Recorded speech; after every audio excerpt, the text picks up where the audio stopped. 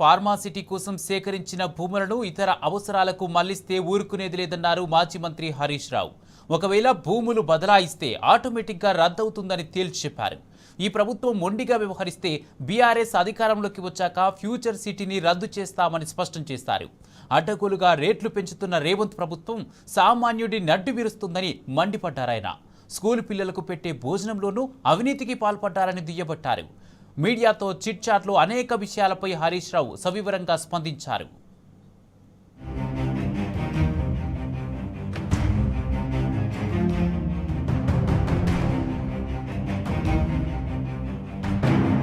BRS అధికారంలోకి వచ్చాక future సిటీని రద్దు చేస్తామని హరీష్ రావు తేల్చి చెప్పారు.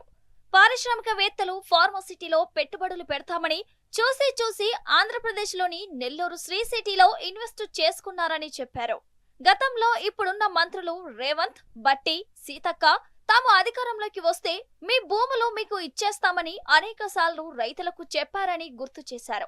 మీ అక్రమాలకు భూములు కట్టబెడతామంటే చూస్తూ ఊరుకుంటామా అని హెచ్చరించారు. తాము ఆనాడే అన్ని రకాల అనుమతులు తెచ్చామని స్పష్టం చేశారు. ఒకవేళ ఈ భూములు ఇతర అవసరాలకు వాడితే అనుమతి రద్దవుతుందని ఆనాడు ఎన్విరాన్మెంట్ క్లియరెన్స్ అనుమతి ఇచ్చినప్పుడే క్లియర్ గా చెప్పారని వివరించారు. కాబట్టి ఫార్మాసిటీకి ఇవ్వకుండా వేరే వాటికి భూమిలిస్తే ఆటోమేటిక్ గా రద్దవుతుందని స్పష్టం చేశారు. తాను ఆనాడు ఫార్మాసిటీకి 17 ఎకరాలు తన స్వంత భూమి ఇచ్చానని తెలిపారు హరీష్ రావు. భూములు ఇచ్చిన మొదటి వ్యక్తిని తానేనన్నారు. ఇక్కడ పెడతామనుకున్న ఫార్మా కంపెనీలు ఈ ప్రభుత్వ నిర్లక్ష్యం వల్ల ఆంధ్రప్రదేశ్ కు తరలి వెళ్లాయని అన్నారు.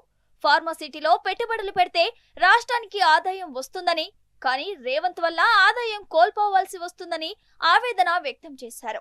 అంతేకాదు ఇక్కడ పిల్లలకు ఉద్యోగాలు కూడా పోయాయన్నారు హరీష్ రావు.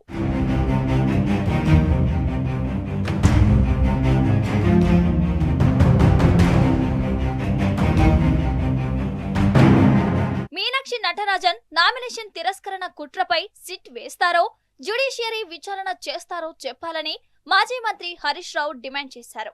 కాంగ్రెస్ పార్టీ ఇన్ఛార్జిగా ఉన్న నేతపై కుట్ర జరిగితే ఎవరు చేశారో తేలాలి కదా అని ప్రశ్నించారు.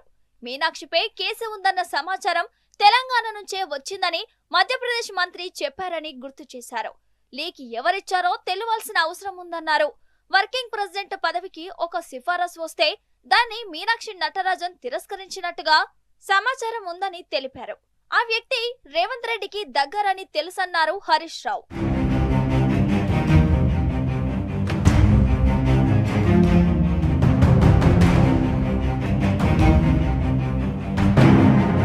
సీఎం క్యాంపు కార్యాలయం ప్రజలకు అందుబాటులో ఉండాలన్న ఉద్దేశంతో పాలనా సౌలభ్యం కోసం కేసీఆర్ నిర్మించారని హరీష్ రావు చెప్పారు. ఆనాడు రాద్ధాంతం చేసిన రేవంత్ ఇప్పుడు 100 కోట్లు పెట్టి తన ఇంటికి దగ్గరలో క్యాంపు కార్యాలయం కట్టాడని అన్నారు. దాని పేరు బోధి పెవిలియన్ అని పెట్టుకున్నాడని చెప్పారు. దాన్ని మొదట 7 కోట్ల వ్యయంతో విఐపి గెస్ట్ హౌస్ అని జీవో ఇచ్చారని, కానీ పూర్తి కావడానికి 70 కోట్లు ఖర్చయ్యాయని తెలిపారు. దాని సెక్యూరిటీ కోసం ఇనుప కంచెలు పెట్టడానికే 17 కోట్లు ఖర్చు చేశారని బయటపెట్టారు. ఇనుప కంచెలు బద్దలు కొట్టానని విర్రవీగిన రేవంత్ మరిప్పుడు చేసిందేంటని ప్రశ్నించారు. దాని పక్కనే ఫుట్బాల్ ఆడుకోవడానికి 10 కోట్లతో స్టేడియం కూడా కట్టించుకున్నాడని హరీష్ రావు చెప్పారు. కమాండ్ కంట్రోల్ సెంటర్లో, కౌన్సిల్లో కూడా కార్యాలయం పెట్టుకున్నాడని, వాటికి కూడా పెద్ద మొత్తంలో ఖర్చు చేశాడని వివరించారు. ఇవన్నీ కాదని నిన్న ఫ్యూచర్ సిటీలో మరో కార్యాలయం ఓపెన్ చేశాడన్నారు.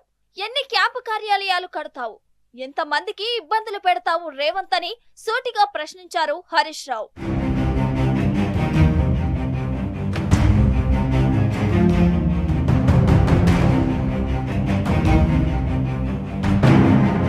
ఫీజు రియంబర్స్మెంట్ చేయమంటే డబ్బులు లేవని రేవంత్ నాటకాలు ఆడుతున్నాడని ఫైర్ అయ్యారు Harish Rao.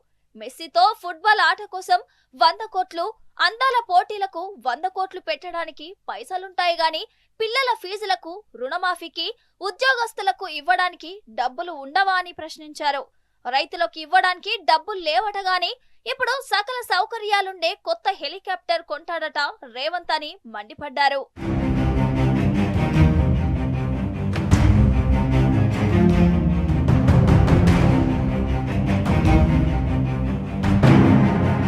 Outer ring road లోపల 111 జీవో ఎత్తేయడానికి రేవంత్ ప్రయత్నిస్తున్నాడని హరీష్ రావు చెప్పారు. ఎందుకంటే గతంలో రేవంత్ అనుయాయులు ఔటర్ లోపల భూములు కొనుక్కున్నారని తెలిపారు. ఆ భూములు కాపాడుకోవడానికే 111 జీవోను ఎత్తేయడానికి సెక్రటరియేట్ లో కుట్ర జరుగుతుందని మండిపడ్డారు.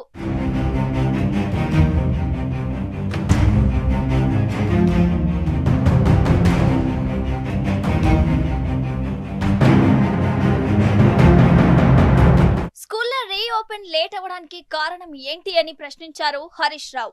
మన దగ్గర స్కూల్స్ ఎప్పుడైనా జూన్ 12కు పునఃప్రారంభం అవుతాయి, కానీ 15కు రీఓపెన్ అనడానికి కారణం ఏంటి అని నిలదీశారు. అసలు విషయం ఏంటంటే ప్రభుత్వం 2000 కోట్లు కుంభకోణం చేసిందని బయటపెట్టారు. గురుకుల పాఠశాలల్లో, ప్రభుత్వ పాఠశాలల్లో యూనిఫామ్లు, షూలు, బెల్టుల బాధ్యత చేనేత కార్మికులకు ఇచ్చేవాళ్లమని చెప్పారు. తద్వారా దళితులకు, చేనేత కార్మికులకు భరోసా కల్పించామన్నారు. ఇప్పుడు రేవంత్ మాత్రం సెంట్రలైజ్ చేసి గుజరాత్ కాంట్రాక్టర్ కు ఇచ్చాడని తెలిపారు. గుజరాత్ నుండి ఇంకా బట్టలు రాలేదని, ఇంకా కమిషన్లు సెట్ కాలేదు కాబట్టే స్కూళ్లు ఆలస్యంగా ప్రారంభం అవుతున్నాయని వివరించారు. గురుకుల పాఠశాలల్లో టెండర్లు సెంట్రలైజ్ చేసి దళితులు, చేనేత కార్మికుల పొట్టకొట్టింది ఈ ప్రభుత్వమని దుయ్యబట్టారు. రాష్ట్రంలో విద్యా వ్యవస్థ అస్తవ్యస్తమైందన్నారు. ముఖ్యమంత్రి విద్యాశాఖ మంత్రిగా ఉన్నా ఈ దుస్థితి వచ్చిందని చెప్పారు.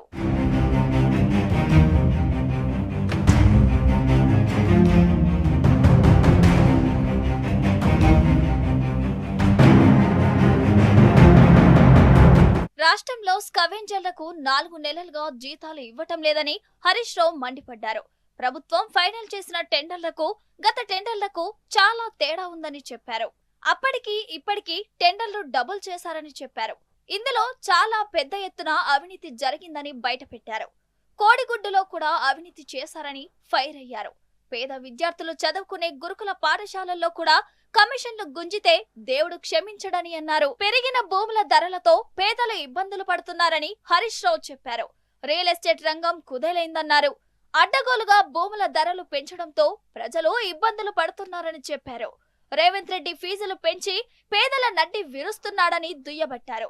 ఆర్టీఏ ఛార్జీలు పెంచాడు, రిజిస్ట్రేషన్ ఛార్జీలు పెంచాడు, మద్యం ధరలు పెంచాడు, మళ్ళీ ఇప్పుడు మందుల ధరలు కూడా పెంచుతాడట అంటూ విమర్శించారు. పెట్రోల్, డీజిల్ ధరల పెంపుతో ఈ ప్రభుత్వానికి 2000 కోట్ల ఆదాయం రాబోతుందని తెలిపారు.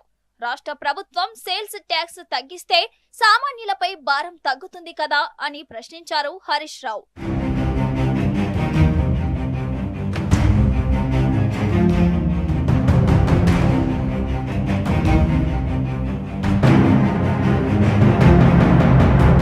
ఎక్కడైతే ఫ్యూచర్ సిటీ అంటున్నారో అక్కడ ఉన్న గ్రామాలకు శాపం కాబోతుందని హరీష్ రావు చెప్పారు. అక్కడ అడిషనల్ ఇంపాక్ట్ ఫీజ్ అని పెడతారట అని చెప్పారు. టోల్ గేట్ పెడతారట, దానితో పాటు రెగ్యులర్ ట్యాక్స్, అడిషనల్ ఫీజు కూడా వసూలు చేస్తారట అని చెప్పారు. దేశంలో ఎక్కడా ఇలాంటి వ్యవస్థ లేదన్నారు. అప్పులు ఇప్పించినందుకు బ్రోకర్లకు 100 కోట్లు కమిషన్ ఇస్తున్నారని బయటపెట్టారు. కమిషన్లు ఇచ్చి 1000 కోట్ల అప్పులు తెస్తున్నారని చెప్పారు. ఈ బ్రోకర్ ముంబై వాడని, అతడు మన కమిషన్ ముట్టినాక విమానం కొన్నాడని తెలిపారు. 1000 కోట్ల అప్పులకు 100 కోట్ల కమిషన్లు ముట్టజెప్పాడన్నారు. ఎఫ్ఆర్బిఎం అవతల లోన్ తేవడానికి 100 కోట్ల కమిషన్లు ముట్టజెప్పాడని చెప్పారు.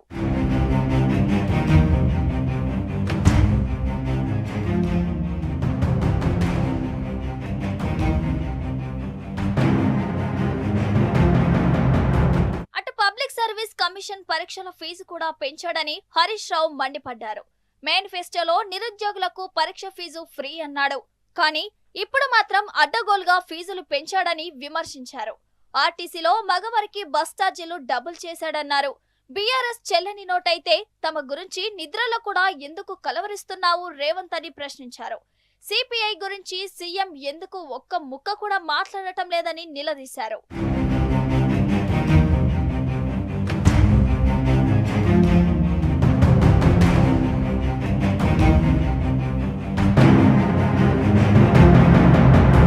జర్నలిస్టుల సంక్షేమ నిధి కింద బీఆర్ఎస్ ప్రభుత్వం 100 కోట్లు ఇచ్చిందని హరీష్ రావు గుర్తు చేశారు.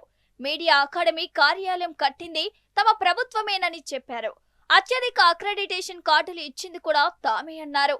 హైదరాబాద్ మినహా అన్ని జిల్లాలో జర్నలిస్టులకు స్థలాలు ఇచ్చామని తెలిపారు. గజ్వేల్, జహీరాబాద్ లాంటి నియోజకవర్గంలో జర్నలిస్టులకు ఇండ్లు కూడా కట్టించామని చెప్పారు. కిరికిరి లేని ల్యాండ్స్ ఎన్నో ఉన్నాయి, వాటిని జర్నలిస్టులకు ఇవ్వండని రేవంత్ సర్కార్ కు సూచించారు. ఫ్యూచర్ సిటీలో స్థలాలు ఇస్తే తాము వ్యతిరేకం కాదని ఆయన స్పష్టం చేశారు. కాకపోతే ఇప్పటికే ఎవరో రైతులు కేసులు వేశారని తెలిపారు. ఎలాంటి కిరికిరి లేకుండా జర్నలిస్టులకు ఇండ్ల స్థలాలు ఇవ్వండని సూచించారు. పాత భూములు ఎందుకు ఇవ్వటం లేదు, అక్కడ సుప్రీంకోర్టు తీర్పు అడ్డు వచ్చింది అన్నప్పుడు ఫ్యూచర్ సిటీలో సుప్రీం ఆర్డర్ అడ్డు రాదా అని ప్రశ్నించారు హరీష్ రావు.